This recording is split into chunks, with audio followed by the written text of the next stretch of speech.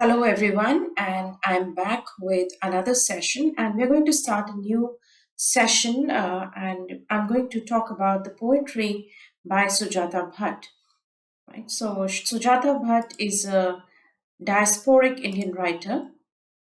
She was born in 1956, grew up in Pune, India. So, that's why I say she's a diasporic Indian writer. She emigrated for her education and to United States where she studied. She emigrated in 1968 and she studied in University of Iowa. Went on to become a writer in residence in the University of Victoria, Canada, and she currently lives with her husband and her daughter in Bremen, Germany. Her first collection of poetry, Brunism, won the Commonwealth Poetry Prize in Asia in 1987. So that is Sujata Bhatt, and we are going to talk about her poetry in the next few sessions. So the diasporic condition, being a part of the diaspora, the concerns, the issues, the divided heritage, all these we find an expression of all these themes in her poetry. She has described Gujarati and Indian childhood as a source of or the foundation of the deepest layer of her identity. However, with migration, English became the language she spoke every day and which she chose to write in. So the common themes is the repercussions of having a divided heritage, being diasporic, which is explored explicitly in poems like Search My Tongue, which is written in two languages, right, which alternates. So the tongue refers to languages. So Search My Tongue in a way is or search, search my language, search my tongue. It's a reference to her divided identity, her dual identity as a diasporic writer, somebody who belongs to India and yet has an identity or has lived a life, has experiences that go beyond India, and she's of course no longer a part or no longer a citizen of India. So she has an identity which kind of goes beyond a single national identity. It's a hybrid kind of identity. Another theme is a complex status of English, its beauty, and also at the same time, its colonial and post colonial history. It is a language of colonialism, right? It is also the language of global capitalism. So, English, uh, its language, its literature, the beauties of English language, but at the same time, its murky kind of history, its problematic history in terms of colonialism, English being a tool of colonizing the world.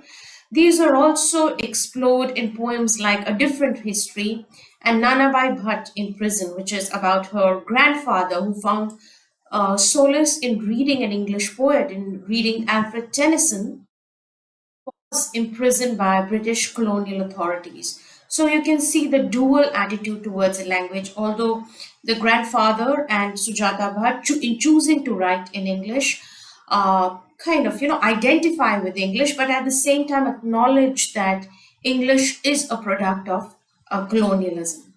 Or English in the colonies, English speaking in the colonies is a product of colonialism. This vision is mapped, this divided heritage, this dual attitude is mapped geographically along with diasporic themes like longing for home, wanting to go home, in other poems like The One Who Goes Away and How Far East is Still East. We find Eastern and Western, Indian and American inflections vying with each other in her poetry.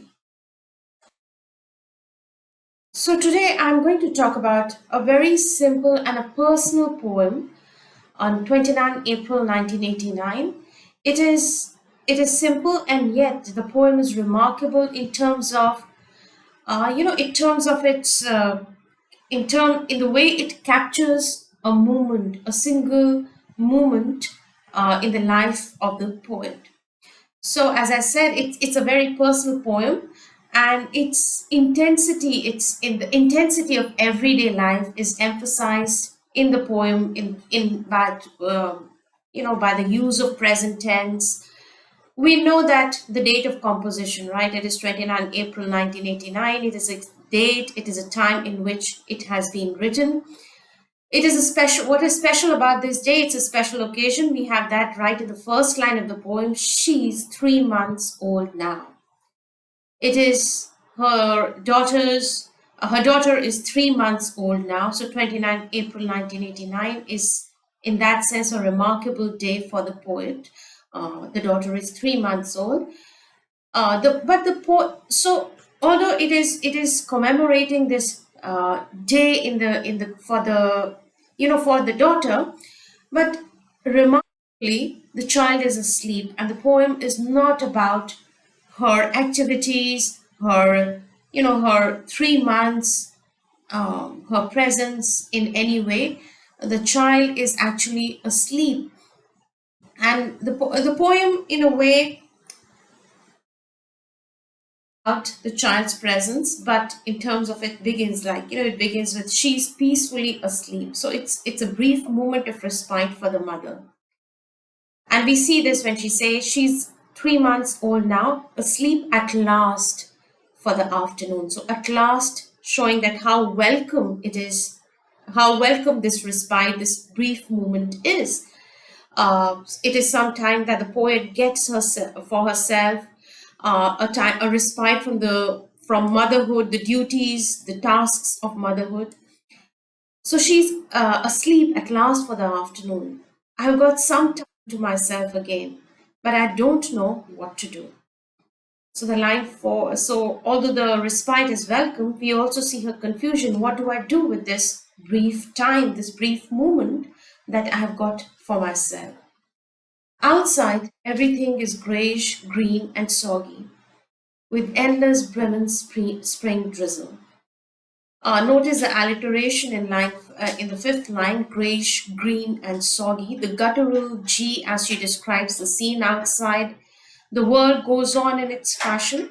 The seasons change, the routine of her life and the routine of the world go on side by side. But this is brief moment where she notices the other, the weather. She notices the world. So it's grayish, green, and soggy. She's been too busy to notice the world. An endless Bremen spring drizzle. So, Bremen, of reference to the place in Germany where she stays, but this is immediately followed by evocation. This Bremen spring drizzle is this reference to the place she stays in Germany is immediately followed by an evocation of her Indian roots. I make a large pot of assam tea, right? It is a fragrant Assam tea is a fragrant tea from India.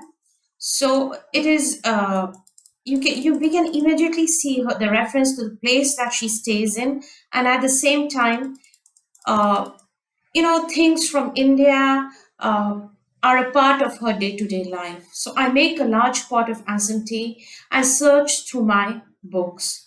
So this duality, as I said, is a part of day-to-day life where she carries and indulges herself in the things from home as she makes a new home in a foreign land, as a new country becomes a home. The next image, as she searches through the books and sifts through the paper, I make a large pot of Assam tea and search through my books. I search through the books in my room, sift through my papers. So again, it kind of goes back to the fourth line, but I don't know what to do, right? It goes back to the fourth line. I don't know what to do. Uh, it's a feeling of being unsettled. The confusion in the line four returns. It is evident in her actions as she searches through the books aimlessly, purposelessly, sifts through the papers. She does not know how to fill her time now that she has got some time to herself. The daughter is at last asleep. Uh, The older pastimes, like her favorite books, are not picked up. I'm not looking for anything really, just touching my favorite books. So she does not know how to fill her time, although she has got some time. This is a time that she had been looking for. So at last there is a respite.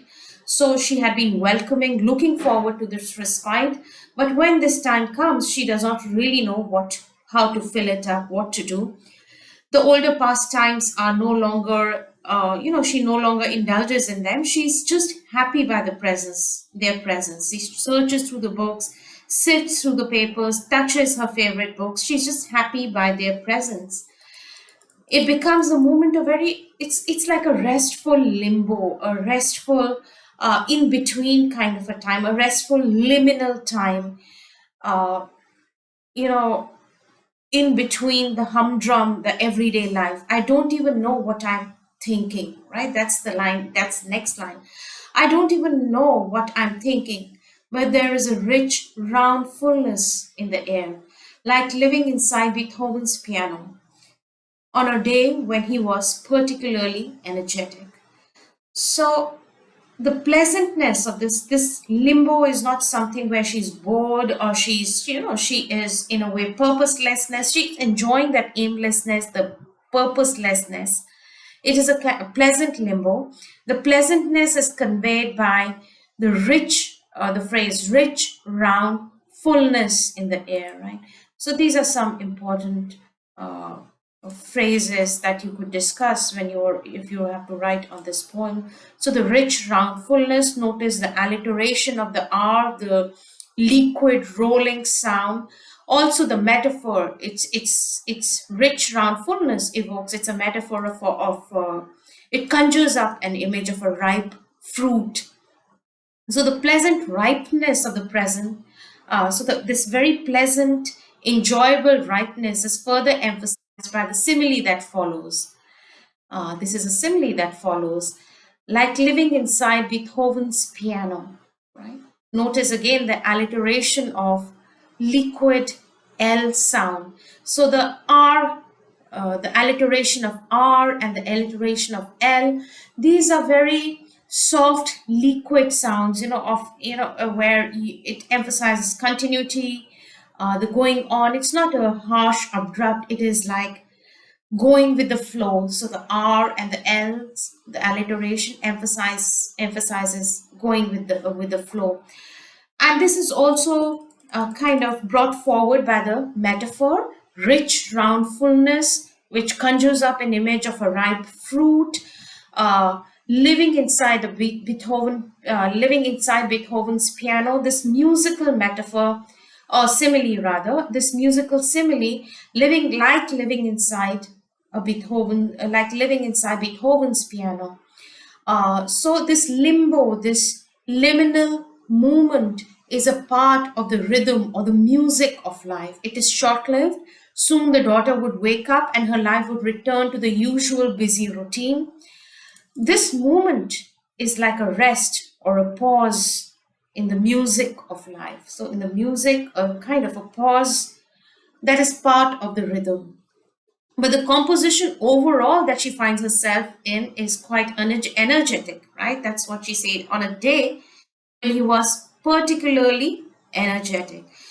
So the music of life is energetic, and this is in contrast to the rest of the poem where, there is a lull, there is this purposelessness, but it is a short-lived, pleasant moment in between the humdrum of life.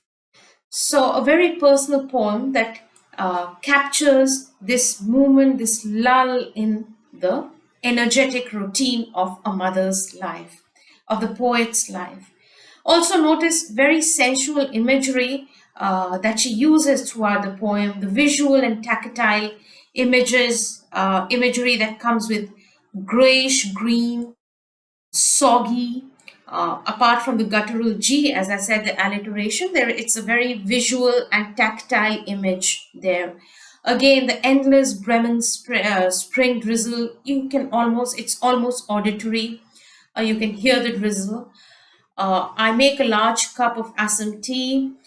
Uh, I sift. Okay, this is sift, right? So sift through my papers. So again, the tactile image, sifting through the papers, touching my books. So these are, it kind of shows very sensual imagery with which she uh, captures this moment of rest, this moment of pause in her day-to-day life. So that is a poem. It is from Point to Point No Point. It's from a collection called Point No Point, published in 1997. But the poem itself is captures this date, this day, which is somewhat special. The daughter is 3 months old on the day, and it's almost like this journal in which she remembers this afternoon, a very descriptive personal poem of this moment on this particular day. So I will be continuing with poetry written by Sujatha Bhatt, and also some discussion on other novels. Uh, do let me know if you want some specific novels, especially in post-colonial, diasporic, South Asian literature, that you would like to discuss. And I'll be back with another session soon. Thank you.